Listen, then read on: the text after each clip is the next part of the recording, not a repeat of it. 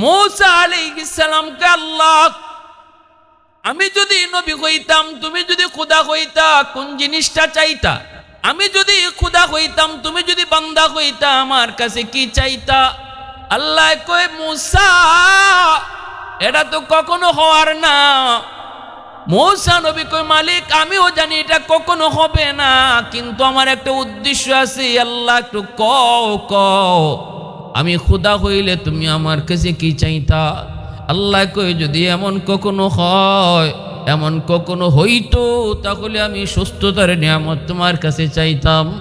এজন্য সুস্থতা এত বড় নিয়ামত। মূসা নবীর সাথে সাথে আল্লাহ কয়, মালিক আমি পেয়ে গেছি, আমি যে উদ্দেশ্যে তোমার কাছে এই প্রশ্ন করেছিলাম, জবাব পেয়ে আমিও তোমার কাছে কি চাইবো এটা পেয়ে গেছি। আল্লাহ তুমি আমাকে সুস্থতার নিয়ামত তুমি দান করো, কারণ সুস্থতার নিয়ামত যার কাছে থাকবে তার নামাজ ভালো লাগবে। সুস্থতার নিয়ামত থাকলে পরে রোজা রাখা সম্ভব হবে। সুস্থতার নিয়ামত থাকলে আল্লাহর জিকির আজকার করতে ভালো লাগবে। সুস্থতার নিয়ামত কত বড় নিয়ামত বুঝে আসে তখন যখন একজন মানুষ অসুস্থ হয়। সুস্থ থাকতে সুস্থতার নিয়ামত কেউ বুঝে না, সুস্থতার কদর কেউ করে না। আল্লাহর নবী কয়, দুইটা নিয়ামতের ব্যাপারে মানুষ সবচেয়ে বেশি গাফিল হয়। এই দুইটা নিয়ামতের ব্যাপারে সবচেয়ে বেশি গাফিল হয়। যখন এই দুইটা নিয়ামত চলে যায় তখন তারা নিয়ামতের কদর বুঝে। এক হলো আসিহা, 2 নম্বর হলো আল ফারাগা। একটা হলো সুস্থতা আর একটা হলো অবসরতা। যখন মানুষ সুস্থ থাকে তখন সুস্থতার কদর বুঝে না, অসুস্থ হলে কদর বুঝে। আবার যখন মানুষ অবসর থাকে তখন সে অবসর নিয়ামতের কদর বুঝে না। যখন ব্যস্ত হয়ে যায় তখন অবসরতার নিয়ামতের কদর তখন তার বুঝে আসে। আফসোস করে আর কয়, হায় রে, এখন তো নফল বন্দিগি বেশি পারি না, এত কাজে ব্যস্ত হয়ে পড়লাম। এখন তো এত জিকির আজকার পারি না, এত কাজে ব্যস্ত হয়ে পড়লাম। এখন তো এত কোরআন তেলাওয়াত পারি না, এত কাজে ব্যস্ত হয়ে পড়লাম। হায় আফসোস, কিছুদিন আগেও তো আমি এত ব্যস্ত ছিলাম না, তখন তো দৈনিক 1 পারা কোরআন পড়তে পারতাম। তখন ওই আফসোসগুলা করে, কিন্তু থাকতে কদর বুঝে না। এজন্যই আইয়ুব আলাইহিস সালামের সুস্থতার উপরে পরীক্ষা শুরু হয়ে গেল। আল্লাহর হুকুমে শরীরের মধ্যে পোকা ধরলো, পোকা সারা শরীর পচতে লাগলো, ছোট ছোট টুসা পড়ে গেল, টুসার ভিতরে পোকা জন্ম নিল। এই দুর্গন্ধ শরীর থেকে বের হতে লাগলো। ঘরের মধ্যে দুর্গন্ধ, কেউ থাকতে পারে না। মানুষেরা কয়, ও আইয়ুব, কেমনে তোমার নিয়ে থাকবো? আইয়ুব আলাইহিস সালামকে রেখে মানুষ, আপনজন প্রিয়জন কেউ কাছে থাকলো না, সব দূরে চলে গেল। মানুষেরা কয়, রহিমা, বাঁচতে যদি চাও তাহলে তুমিও আইয়ুব রে সাইরা চলে যাও। কিন্তু আল্লাহর বান্দি, ও আমার মা বোনেরা শুনো, স্বামীর প্রতি কি পরিমাণ ভালোবাসা ভক্তি। দুর্গন্ধে কেউ টিকতে পারলো না, কিন্তু বিবি রহিমা মানুষদেরকে ডাক দিয়া কয়, তোমাদের নাকি গন্ধ লাগে, কিন্তু আমার নাকি গন্ধ লাগে না, কারণ আমার স্বামী শুধু স্বামী না, তিনি আল্লাহর পয়গম্বর। তোমরা যদি না পারো তাহলে যার যার মতো সরতে পারো, কিন্তু আমি রহিমা জান যাবে গো, আমার স্বামীর খেদমত থেকে আমি দূরে যাব না। কয়, তাহলে স্বামীর নিয়ে তাড়াতাড়ি দূরে চলে যাও। রাস্তায় চলে আসলেন, ঘর থেকে এলাকা থেকে মানুষেরা বের করে দেয়, রাস্তায় চলে আসলেন। পথিকেরা কই, রহিমা, তোমরা যদি এখানে বসা থাকো, আইয়ুবের শরীরের দুর্গন্ধের কারণে আমরা চলাচল করতে পারি না গো, অন্য কোথাও চলে যাও। চলে গেলেন হাওরে। জমি জমার কাম কাজ করে কৃষকেরা, এরা বাধা দেয়, এখানে যদি থাকো জমি জমায় কাম করা আমাদের পক্ষে সম্ভব হবে না। আল্লাহর বান্দি রহিমা, ইনি গরিব ঘরের কোনো মেয়ে নন রে যুবক, গরিব ঘরের কোনো মেয়ে নন। তিনিও একজন রাজকন্যা, তিনিও একজন জমিদারের মেয়ে, গোষ্ঠী এবং গোত্র নবী পয়গম্বরের গোত্র ইউসুফ আলাইহিস সালামের বংশের মেয়ে। তাফসীরের কিতাবের ভিতরে লিখেন বিবি রহিমা হলেন ইউসুফ আলাইহিস সালামের গোষ্ঠী এবং বংশের মেয়ে, অতএব বংশ হলো নবীর বংশ।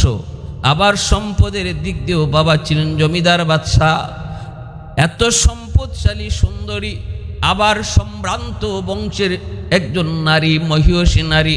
বিবি রহিমা স্বামীকে ছেড়ে যেতে রাজি হন নাই। মানুষেরা কয় জমি জমায় কাম করতে পারি না, তাড়াতাড়ি করে অন্যত্র চলে যাও।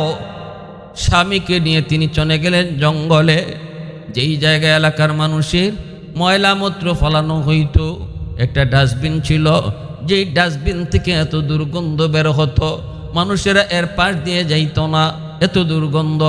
বিবি রহিমা আল্লাহর পয়গম্বর আইয়ুব আলাইহিস সালামকে নিয়ে তিনি ওই ডাস্টবিনের কাছে যাই একটা ছোট্ট ঝুপড়ি বানাইলেন। কারণ এটাই মনে করলেন এই দিক দিয়ে মানুষের কোনো যাতায়াত নাই, অতএব আমার স্বামীকে নিয়ে যদি এই জায়গায় থাকি তাহলে কেউ আর বাধা দিবে না। এই জায়গাতেই থাকতে লাগলেন, স্বামীর সেবা করেন। কিন্তু স্বামীর কে খাওয়াবেন? খানার তো প্রয়োজন। তিনি চলে যেতেন সকালবেলা বসতিতে, গ্রামের ভিতরে যায়া তিনি টুকটাক কাম কইরা কিছু খাবার সংগ্রহ কইরা এই খাবার নিয়ে স্বামীকে তিনি খাওয়াইতেন গো। এ আল্লাহর গোলাম স্বামীরে খাওয়াইতেন হালুয়া পাকাইয়া। কিন্তু এই হালুয়া কেমনে খাওয়াইবেন গো?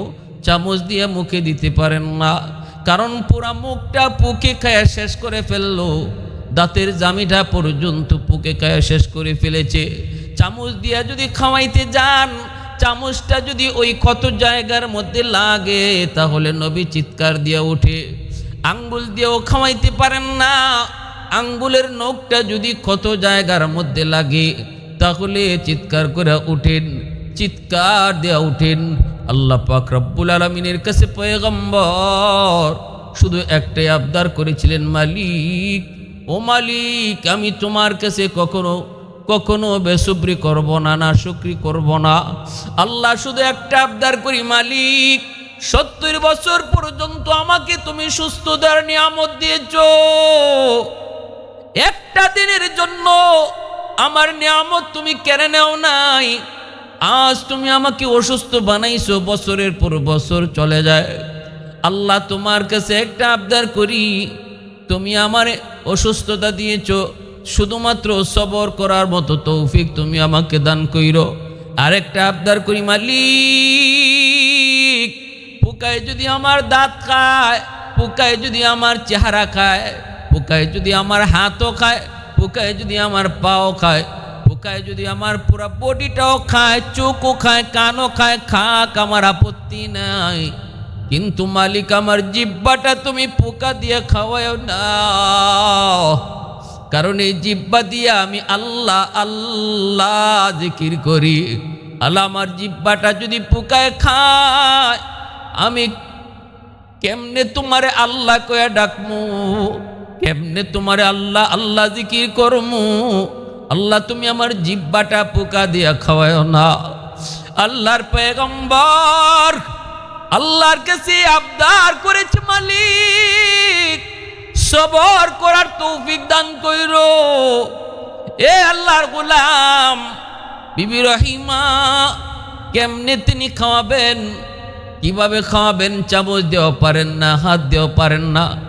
ওই অবস্থায় নিজের জিহ্বাটার মধ্যে হালুয়া উঠাইয়া ওই জিহ্বাটারে চামচ বানাইয়া জিহ্বাটার পয়গম্বরের মুখের ভিতরে ঢুকাইতেন। নিজের জিহ্বাটারে, নরম জিহ্বাটারে ভিতরে ঢুকাইয়া অলকমের কাছে নিয়ে তিনি হালুয়াটা ভিতরে ঢুকাইয়া দিতেন। আল্লাহর বান্দি স্বামীর প্রতি কি পরিমাণ ভালোবাসার ভক্তি! যেই দুর্গন্ধ মানুষ থাকতে পারে না, ওই দুর্গন্ধ মুখের মধ্যে নিজের জিহ্বাটারে চামচ বানিয়ে হালুয়া ঢুকাইতেছেন। এ দুনিয়ার মুমিন বান্দা বান্দিরা শুনো, বিশেষ করে আমার মা বোনেরা খেয়াল করো। আমার নবী রহমতের নবী বলেছেন, কোন মহিলার উপরে যদি তার স্বামী রাজি থাকে, আর যদি আর মহিলা দুনিয়া থেকে বিদায় নেয়, ওই মহিলার জন্য জান্নাতের গ্যারান্টি নবী দিয়েছেন। আল্লাহর নবী বলছেন, যদি আল্লাহর পরে কাউকে সেজদা করার আদেশ আল্লাহ দিত, তাহলে আমি নবী বলি মালিক দুনিয়ার নারীদেরকে তার স্বামীকে সেজদা করার জন্য আদেশ দিয়ে দিত। এতটা সম্মান, এতটা ইজ্জত আল্লাহ পাক স্বামীকে দিয়েছেন রে আল্লাহর বান্দি। এবার আল্লাহর বান্দি বিবি রহিমা চামচ বানাইলেন, নিজের জিব্বাটারে চামচ বানায়া স্বামীরে তিনি এইভাবে হালুয়া খাওয়ান। একদিন জিব্বার মধ্যে একটা পোকায় কামড় মারলো। ওই পোকার কামড় খাইয়া বিবি রহিমা চিৎ হয়ে মাটিতে পড়ে গেলেন, বেহুশ হয়ে গেছেন যন্ত্রণায়। হুশ ফিরার পর স্বামীকে ডাক দিয়া বলেন, স্বামী গো, কেমনে আপনি সহ্য করেন এতগুলি পোকার কামড়? একটা পোকার কামড় আমি সহ্য করতে পারলাম না। আর আজকে আপনি বছরের পর বছর, এতটা বছর যাবৎ কেমনে আপনি পোকার কামড় সহ্য করেন গো স্বামী?